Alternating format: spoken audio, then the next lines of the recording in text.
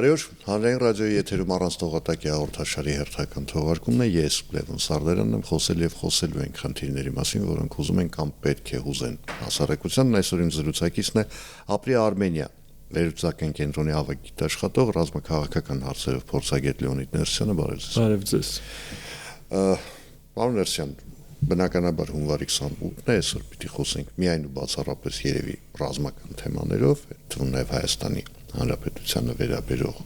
մեր բանակի մասին էլ կզրուցենք բնականաբար, բայց մինչ այդ ուրեմն տեսեք, մի քանի օր առաջ Դոնալդ Թրամփը իր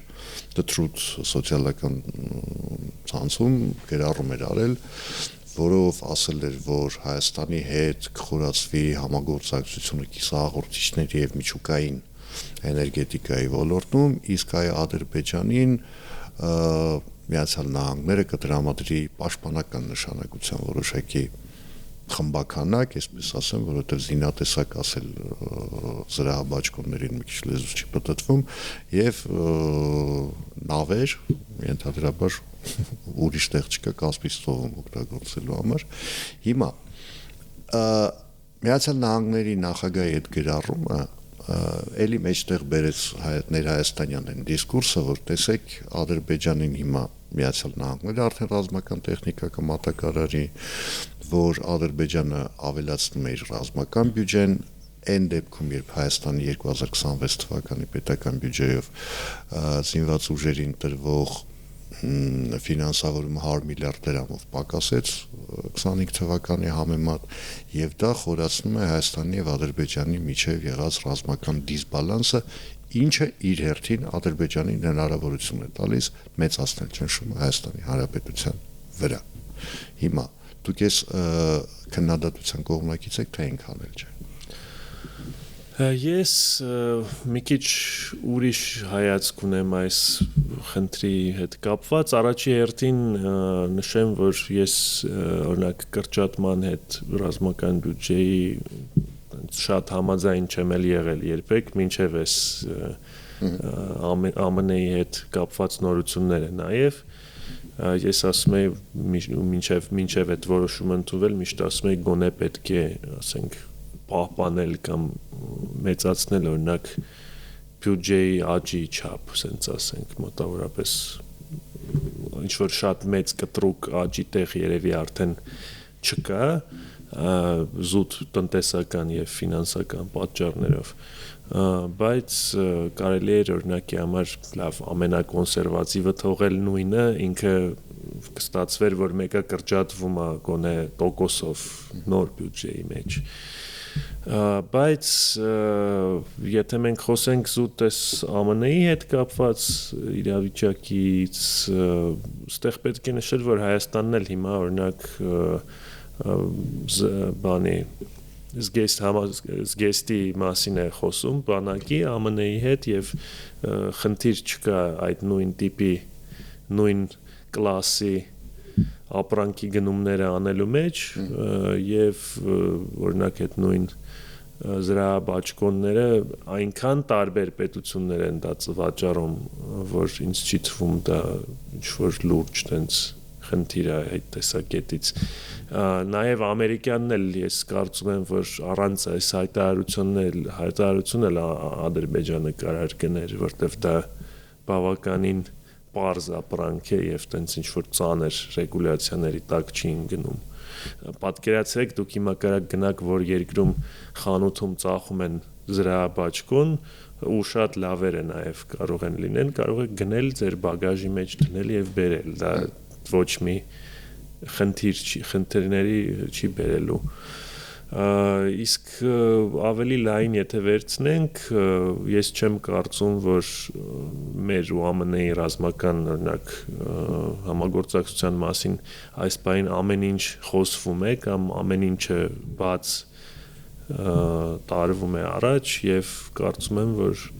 կարելի է 2026 թվականի շրջանակում ակնկալիքներ ունենալ, որ ահագին հետաքրքիր բաներ կարող են լինել։ Նկատի ունեք Միացյալ Նահանգներ Հայաստան ռազմական գործընկերության ոլորտում։ Այո,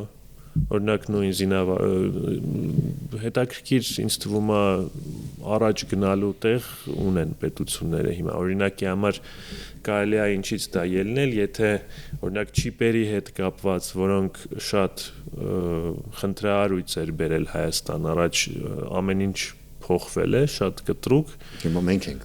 շատ ռազմական տեխնոլոգիաներ կան որ իրանց ռեգուլյացիան դրանից շատ չի տարբերվում օրինակի համար այդպես ինչ որ կոորդինալ տարբերություն չկա իսկ խոսելով միջուկայինից նույն բանը հիմա միջուկայինը բավականին կրիտիկական տեխնոլոգիաների մասին է խոսքը գնում եւ եթե այն ոնց է կոչվում 1-2-3 agreement-ը այդ միջուկային համագործակցության շուրջ ստորագրվի, դա նշանակում է, որ Հայաստանը կարող է օրինակ պատվիրել ԱՄՆ-ից հենց նոր միջուկային էլեկտրոկայան օրինակ կառուցել։ Փոքր միջուկային զենք չենք կարող, չէ՞։ Չէ, չենք կարող, բայց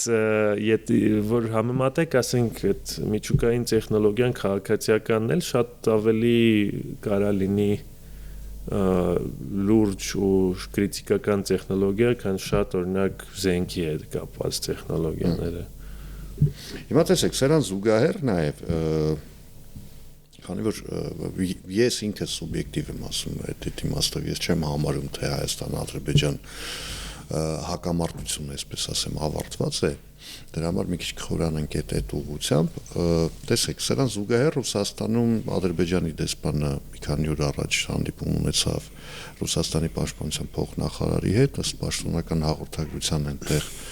խոսվել էր հետագա գործողությունների համատեղ գործողությունների մասին բնականաբար չակերտներ չեն բացվում մանավանդ այդ կարգի զրույցների հետ կապված հիմա ըստ կարող ենք մենք ակնկալել օրինակ, որ առաջիկայում ռուսական արտադրության ինչ-որ չափականակով զենք կարող է մատակարարվել Ադրբեջանի։ Պատկերացնել շատ հեշտ կարող եմ, եթե Ադրբեջանը դա ուզենա։ Եթե Ադրբեջանը գնա եւ ուզենա պայմանագիր ստորագրի, ինձ թվում է, որ շատ դժվար եմ պատկերացնում, որ խնդիրներ լինեն։ Դե որտեղ ռուսները ասում են զենք չունենք, կներեք համբերեք մենք։ Հիմա ամեն ինչի մասին կարող է խոսքը չգնա, ասենք, չգիտեմ, հրետանային արկեր կարող է չի կարա մատակարարի, կամ էլ կասի եկեք ստորագրենք 4 տարուց կմատակարարեմ, կամ տենց մի բան։ Կամ էլ կասի մեկը կմատակարարեմ, որովհետև օրինակ ուզում եմ, բայց եկեք մի հատ Ալիևը ու Պուտինը հանդիպեն մի հատ այնց շատ ջերմ օրինակ հանդիպում լինի, որ ցույց տանք, որ խնդիր չկա հարաբերություններում ոչ մի ձևի։ Բայց այդտեղ Ադրբեջանը արդյոք ուզում է այդ ճանապարհով հիմա գնալ, մեծ հարցական է։ Հնդկաստան։ Վերջերս Պինակայի վարդերների խմբականակ ուղևորվեց Հայաստանի Հանրապետություն։ Տեսեք, այս անգամ տարբերությունը որն էր, եթե մինչ այդ հնդկական զինատեսակները, որոնք առաքվում էին Հայաստան, այդ տարվում էր համարագաղտնի պայմաններում, հետո հնդկական մամուլով էր այդ ամեն ինչը մեջտեղ գալիս։ Այս անգամ հնդկական կողմը որոշեց մի ամբողջ շոու այդ ամեն ինչից սարքել, պաշտպանության նախարարը դրոշակով այդ ստարտը տվեց, որ կարող եք գնալ եւ այլն, եւ դա նկատենք, որ Ադրբեջանի եւ Հնդկաստանի բավական լարված հարաբերությունների ֆոնի վրա է, որտեղ Ադրբեջանը հիմա որոշել է անել այն ինչ որ ժամանակին փորձում էր անել Ֆրանսիայի հետ, հիմա այնտեղ արդեն սինխերի իրավունքների համար է սկսել պայքարել Ադրբեջանը եւ այլն, նախ հիմա այս շոուի նպատակը որն էր, ինչու էսպես արեցին այս անգամ։ Միշտ ինձ թվում է երկու նպատակ կա, առաջինը քաղաքականն է, հենց օրինակ ցույց տալ, թե իրենք ում են աջակցում եւ ում դեմ են աջակցում, իսկ երկրորդը երևի կարող է ավելի մեծ իմիջիայլոց գործոն հենց Հնդկաստանի պարագայում դա մարքեթինգային խնդիրներ լուծելն է զուտ, որովհետեւ այդ նույն պինական բացի Հայաստանից ու Հնդկաստանից դեռ ուրիշ պետություններ չեն գնել հիմա ասելով որ Հայաստանը տեսեք առնում է առաջի դրսի առնողն է իրանք փորձում են ավելի բարենպաստ պայմաններ ստեղծել իրանց ապրանքը վաճառելու համար օրինակի համար ինչքան էլ դա կարա տարօրինակ հնչի բայց Ֆրանսիայի հետ են փորձում բանակցեն որ Ֆրանսիան գնի պինակը գոնե որպես ինչ որ միջանկյալ լուծում մինչև իրենք իրանց սկսեն նմանատիպ համալիրներ արտադրել, բայց ամենակարևորը ստեղ դա է եւ այդ դրոշով եւ տարբեր սիրուն արարողություններ նախկինում են արել մի 2-3 անգամ Հայաստան ապրանք ուղարկելուց ենթադրում եմ, որտեվ լավ ամեն ինչ ոնց որ այդ ամեն ինչը եղել է Հայաստանի անունը չեն ասել, բայց 50 հատ թերթում գրածա որ Հայաստանին են ուղարկում, ասենք բավականին ակնհայտ էր էլի։ Այդ ամեն ինչը հրապարակվել է այն ժամանակ, երբ այդ զենքերը արդեն Հայաստան հասած են եղել։ Միշտ չէ։ Եղել է որ օրինակ ինչ որ տենց թնդանոթները շարել են ինչ որ ինտերվյու է մեծ տվել, ասենք ընկերության տնօրենը, ասենք անունը երկրի չի տվել, բայց հեսա ասենք սարքում ենք մեր առաջի դրսի առնողի համար, բայց դա ակնհայտ էր ով էր, էլի բավականին ակնհայտ էր, որովհետև բացի դրանից նաև պայմանագրի մասին 10 տեղ լուր էր, ասենք գրվել արդեն։ Հիմա հաշվի առնելով նաև այն հանգամանքը, որի վրա ես ձեր ուշադրությունը հրավիրեցի, նկատի ունեմ Ադրբեջանի եւ Հնդկաստանի այսպես ոչ ինքան լավ հարաբերությունների եւ հաշվի առնելով նաև որոշակի աշխարհակաղակական այլ գործոններ, արդյոք հիմա, ասենք, դուք որպես ոլորտի փորձագետ, մասնագետ, չեք կարծում, որ Հայաստանի համար շատ լավ հնարավորություն է ստեղծել ռազմական ավիացիայի հետ կապված Հնդկաստանի հետ բանակցությունները արագացնելու կամ խորացնելու։ Շատ բարդ թեմա է ռազմական ավիացիան, հենց ընտրությունների հետ կապված, ասենք նկատեմ որը ընտրել, որ պետությունների հետ եւ ինչի է շատ դժվար, որովհետեւ շատ երկարաժամկետ որոշում է ու շատ թանկ նույն ժամանակ եւ հնդկական կործանիչը իր լավ կողմերն էլ ունի, Tejas Mk1A կործանիչը, բայց մի մեծ խնդիր ունի, որ ինքը շատ նոր է եւ առաջի կարելի է ասել Հնդկաստանի կործանիչն է, օրինակի համար գոնե պետք է սպասել տեսնել ինչու ընկավ այն կործանիչը Dubai Air Show-ի ժամանակ, կարող է դա տեխնիկական խնդիր չէր, բայց մենք դեռ չգիտենք պատասխանը վերջնական թե ինչի հետ էր դա կապված, բայց պետք է նաև փորձել մի հատ էլ նայել ինչ կարանք մենք առնենք, որովհետև ոնց որ քաղաքական իրավիճակն էլ է փոփոխվում, հիմա կարող է ավելի օրինակի համար ԱՄՆ-ին մոտ պետություններ որոշ իրանց կարծիքը փոխվի, օրինակ մեկ տարվա կտրվածքով ֆրանսիացիների կամ շվեդների ու ֆրանսիացիների հետ ինձ թվում է որ կարող է հիմա էլ հնարավոր պայմանավորվել, չեմ կարող ասել, բայց ֆրանսիական կործանիչը Rafale-ը միակ նոր կործանիչը, որ արտադրվում է, ինքը մի քիչ Հայաստանի չափի պետության համար քիչ չափից շատ մեծ է, շատ երկար թռիչքի հնարավորություն ունի ու շատ թանկ է նույն ժամանակ, այո, ինքը երևի լավագույն կործանիչներից մեկն է, top 3-4, բայց գնային տեսակետից չեմ կարծում, որ դա ամենաօպտիմալ որոշումն է լինելու։ Այստեղ մի վտանգ էլ կա, եթե գնալ պատկերացնենք վաղը ասում են կարա գաք F-35 առնեք, Հայաստանին ասում են, որը չի լինելու պարզա, բայց բնականաբար, բայց լավ կգնանք կամ կառնենք 3 հատ, կամ կառնենք 12 հատ ու այդ 12 հատ առնելուց հետո մենք մի 5, 6, 7 տարի էլ ոչ մի բան չենք կարողանալու գնում, որևէ գնում բանակը չի կարողանա անել այնքան գումար դա կարժենա, հետո էլ դրա կիրառումը կարող է որ սկսեն կիրառել երբեք էլ գումար չազատվի, որովհետև այնքան թանկ լինի սպասարկում եւ այլն։ Սպասարկումը որ համել առնեն պիտի տենց տիպի կործանիչը գոնե 120-150 ժամ թռիչք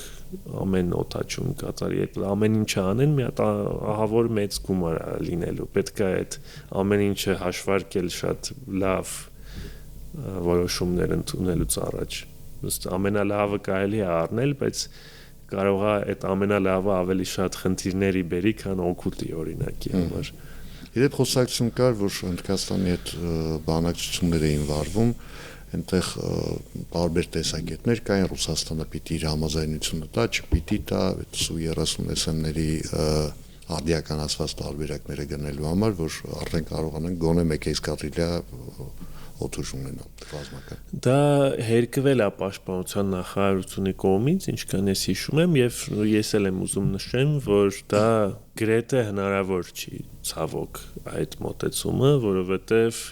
դա լիցենզիայով է արտադրվում Հնդկաստանում եւ եթե Ռուսաստանը չի թողում վաճառել երրորդ երկիր, իրենք չեն կարող վաճառել երրորդ երկիր։ Ու ես լսել եմ, որ մինչեւ Հայաստանի մինչև 2022 թիվ պայմանական եղել են մի քանի պետություն, որ հետաքրքրվել են հենց Հնդկաստանից գնել այնտեղ արտադրված Su-30 եւ Ռուսաստանը դա այդ պարագայում էլ չի թույլատրել, որովհետեւ բավականին ակնհայտ է, որ եթե դու ինքդ կարաս արտադրես, ծախես նույն բանը, ինչի համար թողես ուրիշ պետություն, ուրիշ ընկերություն դա անի։ Ինքը չի կարողանում, չի արտադրում, չի վաճառում։ Դե ասում է ոչինչ, մի 3 տարուց կկարողանամ օրինակի համար։ Ես նկատի ունեի, որ այդ քաղաքական գործոնն էլ մեջից հանած, մեկը իրանք չեն ուզում տենց։ Հիմա Հայաստանի հետ կապված կարծում եմ, որ քաղաքական որոշ խնդիրներ էլ կարող են լինել։ Հիմա տեսեք, երբ մենք խոսում ենք Հայաստանի զինված ուժերի մատակարարումների, ֆինանսավորման եւ այլն, հասկանալի է, որ այդ ամեն ինչը անում ենք հաշվի առնելով այն ռիսկերը, որ Հայաստանի Հանրապետությունն ունի։ Ռիսկերից մեկը նաև արտաքին հետախուզության ծառայություններ ասել են, որ Ադրբեջանը ոչ միայն մեծացնում է իր ռազմական բյուջեն, այլև որ պակաս մտահոգիչ չէ, այդ բյուջեն ձևավորում է այլ ոլորտների հաշվին, այսինքն սոցիալական ոլորտից է ինչ-որ բան վերցնում, բերում է այստեղ, առողջապահության ոլորտից է վերցնում, ինչ-որ բան բերում է այստեղ, եւ դա չմտահոգել չի կարող։ Հիմա եթե Ադրբեջանը ասում է ես Հայաստանի հետ այլևս խնդիր չունեմ, եթե Հայաստանի իշխանությունները ասում են, որ մենք Ադրբեջանի հետ այլևս խնդիր չունենք, այսինքն կա արդեն ըստ էության փաստաթղթի հաստատված խաղաղություն, այդ դեպքում ում դեմ է զինվում Ադրբեջանը։ Սկսենք նրանից, որ խնդիրը Ադրբեջանը մեր հետ չունի այսօր, կամ 1 տարի էլ, կամ 3 տարի էլ, բայց մենք չենք կարող, չէ, տեսնենք, թե 5 տարի հետո ինչ է լինելու, օրինակի համար։ Ես իմիջիալոց դեմ չեմ նրան, որ փորձեն պետությունները իրար հետ ինչ-որ նորմալ հարաբերություններ ունենան եւ նորմալ զարգանան, բայց ասենք Հայաստանի կարծիքը ստեղ ես 100%-ով գիտեմ որն է, իսկ իրանց կարծիքը ես 100%-ով չգիտեմ որն է, երկարաժամկետ որ վերցնենք։ Բացի դրանից մի ուրիշ խնդիր են լուծում այդ զինմամբ, որ ոնց որ մեկա որ ուժի դիրքը իրանց մոտ լինի, ինչքան էլ նորմալ հարաբերություններ լինեն, որ երբ ինչ ուզենան իրենք ավելի ուժեղ դիրք ունենան բանակցային, ասենք։ Էդ էլ կա, ինչ որ չափով չեմ զարմանա, եթե իրանց մեջ մնացել է, որ ռևանշից են ինչ-որ վախում, չգիտեմ, դա մենակ ռետորաբանություն է, թե իսկականից վախում են, դրա համար ասենք մտածում են, քանի գումար ունենք, ինչքան կարանք ծախսենք, որ չմտածեն էլ օրինակի համար, որ Ղարաբաղի մասին էլի ինչ-որ որևէ դիսկուսիա կարա լինի։ Այդ ինձ թվում է այդ սա բոլոր գործոնները իրար հետ որ վերցնենք, մեկը գալիս ենք մի եզրակացության, որ գոնե ինչ-որ դինամիկա պետք է ունենանք շատ հետ չմնալու համար ու ստեղ բացի Ադրբեջանի հետ խնդիրներից մի ավելի գլոբալ խնդիր կա, աշխարհը միլիտարիզացվում է հիմա եւ կա տենց հնարավորություն, որ ռազմական կոնֆլիկտների քանակը ավելանալու է մոտակա մի քանի տարին եւ կարող է մի օր պարզվի, որ Ադրբեջանի հետ չի խնդիրը, կոնկրետ օրինակ ինչ որ բարագայում եւ ուժեղ բանակ ունենալը միշտ էլ այդ իրավիճակներում շատ կարեւոր է։ Ինչքան էլ մենք ասում ենք, որ բանակը այո, բոլորս ինձ թվում է համաձայն ենք, որ պատերազմը ամենավատ լուծումն է բոլոր խնդիրների։ բայց եթե մենք չենք ընտրում այդ ուղին, ինքը այդ պատերազմը մի օր գա ստեղծա Աստված չանի,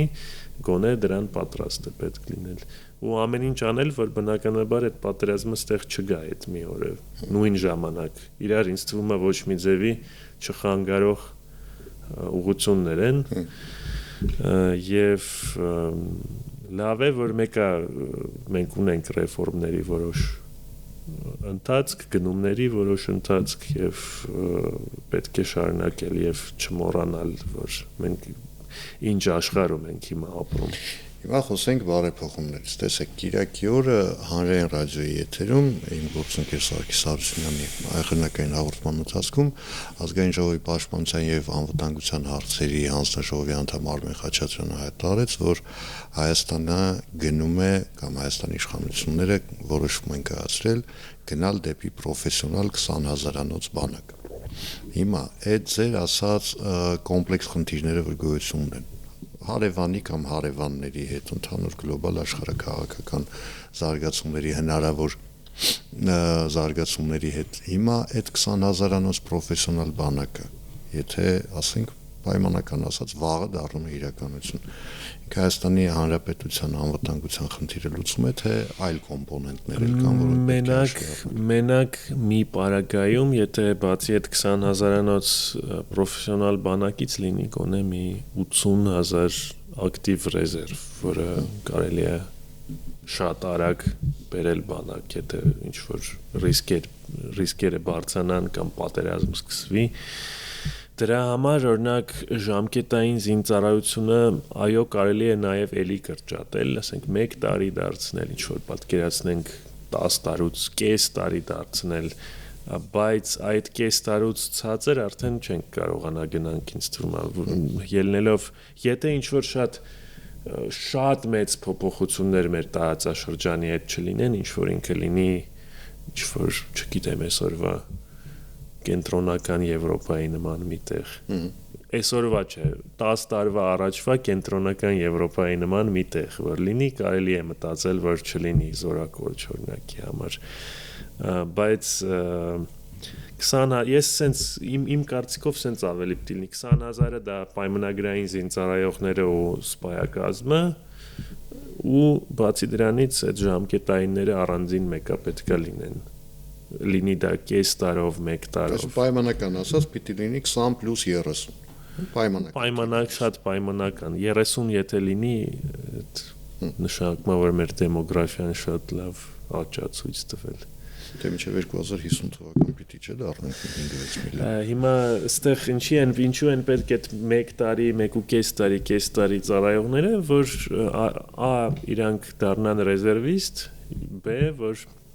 այդ պատրաստությունը տեսնելուց հետո մի մասը իրանցից հենց որոշի դառնա պրոֆեսիոնալ զինծառայող եւ միանա բանակին այդ գլխավոր երևի կարևորությունն է դառնում այդ Ես ճիշտ եմ հասկանում դրամաբանությունը ձեր ասացիք դուք չբացեցիք այդքան որ եթե ասենք օրինակ դառնում է մի տարի կամ կես տարի պետությունը ասում է եղբայր ես քո կյանքից 2 տարի չեմ անցնում ես քո այդ պայմանագիր եմ կնքում հետեւյալ ձևով դուք կծառայես ասենք պայմանական 1 տարի կամ 1.5 տարի բայց հաջորդ 10 տարվա ամեն տարվա 10 օրը կամ 15 օրը պիտի նվիրես էլի բանակ 21 օր է այս պարագայում ամեն տարի կլինի կամ 2 տարին 1 կարևոր չի բայց այո մոտավորապես այդ Այսինքն ես քեզնից գլոբալ առումով ժամանակ այն հատվածում քո կյանքի երիտասարդության տարիքում 18-ից 20 տարեկանը չեմ գողանում բայց պիտի պայմանով որ դու պիտի անընդհատ վերադառնաս պիտի հիշես ոնց են կրակում ոնց են պարկած բազում եւ այլն Այո, նախկինում էլ է ճիշտը որ ասած եթե ըստ օրենքի վերցնես այստենց էլ եղել է, հա։ Հիմա ավելի լավ է իսկականից որ 1 տարի լինի, բայց այդ մարդիկ հետո 20 տարի էլ էֆեկտիվ ռեզերվիստներ լինեն օրինակի համար, որովհետեւ նախկինում մենք չենք ունեցել էֆեկտիվ ռեզերվի համակարգ Հիմա բարեփոխումների ուղղություններից մեկը հենց ձեր ասած այդ էֆեկտիվ ռեզերվի ստեղծումն է։ Բանակի հետ կապված ինչ տեղի ունենում, եկեք մի պահ տնենք մի կողմ, նկատի ունեմ համազգեստն է փոխվում, չգիտեմ նոր զինատեսակներ են մտնում, այդ նոր զինատեսակները սովորել է պետք այդպես եւ այլն։ Հիմա էֆեկտիվ ռեզերվի մասին է խոսքը։ Այդ ֆիդայական ջոկատների տրամաբանությունից ոնց հասկացա արդեն մենք վերջնականապես հրաժարվեցինք այս տարածքային պաշտպանության բաներ են ստեղծվում եւ այլ որքանով են դրանք էֆեկտիվ, այսինքն որքանով է այդ բարեփոխումը էֆեկտիվ նկատի ունի։ Դե տարածքային պաշտպանությունը ու ակտիվ ռեզերվը տարբեր բաներ են։ Ակտիվ ռեզերվը հենց օրինակ հաստիկներ կան նախատեսված։ Հասկանալի է, տարածքային պաշտպանությունը կոպիտ ասած այն առաջին հարված վերցնողն է, տարածքային պաշտպանությունը, այո, ինքը ոնց որ դա առանձին բան է հիմա համարվում։ Հենց այդ եմ ասում, այդ տրամաբանությունը, ասենք հիմա ինքը մեխանիզմ է, չէ՞, վերացնում է մեխանիզմի։ Այդ մեխանիզմը աշխատող է, թե դեռ կաշխատի։ Ինքը կաշխատի մենակ, եթե ճիշտ իմպլեմենտացվի, որովհետև կան օրինակներ, երբ որ տարածքային պաշտպանությունը բավականին մեծ դեր է ունեցել, նույն Ուկրաինայի պատերազմում բավականին մեծ դեր է ունեցել, կան օրինակներ, երբ որ հատկապես այնց տարիներով եւ տասնյակ տարիներով չի փոփոխվում, ինքը դառնում է այնց թղթի վրա գոյություն ունեցող ինչ-որ մի բան, բայց այստեղ որ դա իսկականից էֆեկտիվ լինի, շատ կարեւոր է, որ հենց զուտ բանակի ստորաբաժանումների հետ կարողանա շատ մոտ աշխատել եւ ինչ որ դեպքերում օրինակ տարածքային պաշտպանության բատալիոնը դառնա օրինակ ինչ որ կորպուսի մի մաս եւ կարողանա համագործակցել եւ որ դա աշխատի, իրենք պետքա ոչ պատերազմական իրավիճակում էլ միշտ համագործակցեն, ակտիվ իրար հետ զորավարժություններ անեն եւ այո, այնտեղ օրինակի համար կարող է լինեն մի քիչ ավելի sense ասած երկրորդ կարգի ռեզերվիստներ, բայց մեկը պետքա բավականին լուրջ մոտեցում լինի։ Հայաստանի պարագայում օրինակի համար իրենք կարող են հենց այդ ստատիկ օրինակի համար դիրքերի պահելով զբաղվել, ոչ թե բանակը դրանով զբաղվի, որը երևի ավելի այսօրվա օրով մի քիչ ավելի լուրջ գործողությունների պետք է պատրաստ լինել։ Հենց Ուկրաինայում տենց հաճախ կիրառվում է տարածքային պաշտպանությունը, երբ օրինակ դիրքեր պահելու հետ կապված գործողություններ է պետք անել, որոնք մի քիչ ավելի հեշտ են դրան պատրաստվելը։ Իսկ մեր մոտ ստացվում է, որ տենց դիսբալանս կար, որ մեր բանակը ոնց որ կարելի ասել, եթե հետևակի մասին է խոսքը գնում, մենակ միշտ զբաղված էր հենց առաջնակից պահելով եւ ուրիշ ոչ մի բանի ժամանակ էլ չի ունեցել, ասենք ասենք։ Խնդիրը մենակ նա չի, որ չեն սովորել ուրիշ բանի ռեսուրս ու ժամանակ էլ չի եղել։ Հիմա տեսեք, 44 օրյայի զեկույցը չհրապարակվեց, ամենայն դեպս գոնե այն հատվածները, որոնք ակնկալվում է, որ կհրապարակվեին, որոնք ռազմական գաղտնիք չեն պարունակում, բայց ես գիտեմ, որ այնտեղ կարմիր թելով անցնում էր նաև մոբի վիճակը, այսինքն 44 օրյա պատերազմի ժամանակ, որ մոբը կառավարվող չէր, ըստ էության մնացել էր առանց հրամանատարության շատ դեպքերում, մարդիկ գնում հասնում էին տեղանքին ընդհանրապես ծանոթ չէին, հիմա փորձում են այդ խնդիրը լուծել, այսինքն պիտի լինեն մարդիկ, որոնք գիտեն ուր են գնում, ինչ են անում այնտեղ եւ այլն, այսինքն վաղը մեսօրը հիմա էլ փառք Աստծո զինկոմիսարիատների տվյալները սկսել են թվայնացվել, որովհետեւ այդտեղ էր կատաստրոֆա, բառից ուղիղ իմաստով շունատիրոջ չէր ճանաչում։ Սա կբերի նրան, որ մենք ինչ-որ մի պահի այսպես հանգիստ շունչ կքաշենք, ասենք մենք սահմաններից ապահովենք։ Ուզում եմ նշեմ, թե մենք կարողանանք շարունակել ռեֆորմները նաև այս ամեն ինչի հետ կապված եւ երկարաժամկետ, այո, հնարավոր է դրան հասնել։ Ես համարում եմ, որ հնարավոր է։ Երկարաժամկետ ասելով 5 տարի, ասենք 4-5 տարի։ Դուք որպես ռազմաքաղաքական հարցերով փորձագետ, այդ 5 տարին տեսնում եք։ Ինչ խաղաղության 5 տարի տեսնում եք։ Գոնե երևի 2 տարի կարելի է այսօր տեսնել, փորձել 2-3 տարի, դրանից հետո ինչ կլինի, երևի ոչ մեկ հիմա չգիտի այդ տեսակետից, բայց 3 տարի այսօր 3 տարի էլ ռիսկային է ասել այսօրվա իրավիճակում, ինչքան արագ է ամեն ինչ փոփոխվում, դրա համար ես այդ ոնց որ դառնում է մի բաժակ կոֆե բերեք, նայենք ինչ է ալնելու 5 տարուց, չեմ կարող ասել, ինձ թվում է ով էլ փորձում է, դա սխալ է լինելու։ Հիմա տենց մեկ սցենարային օրինակ անալիզներ էլ ես փորձում անել ու լինում անենց որ ինչքան էլ գրես վերջը մի հատ ուրիշ բան է լինում մի տարուց օրինակի համար դրա համար ես դրա համար եմ ասում մոտեցումը պետք է լինի պատրաստ լինել ամեն ինչին sense մոտավորապես պատրաստ ենք շնորհակալություն զրույցի համար հիշեցնեմ այսօր իմ զրուցակիցներ ապրի Արմենիա վերլուծական կենտրոնի ավագ գիտաշխատող ռազմաքաղաքական հարցերով փորձագետ Լեոնիդ Ներսիսյանը ես Լևոն Սարդարանն եմ կհանդիպենք արդեն վաղը նույն ժամին նույն վայրում հաջողություն եւ համբերություն բոլորիս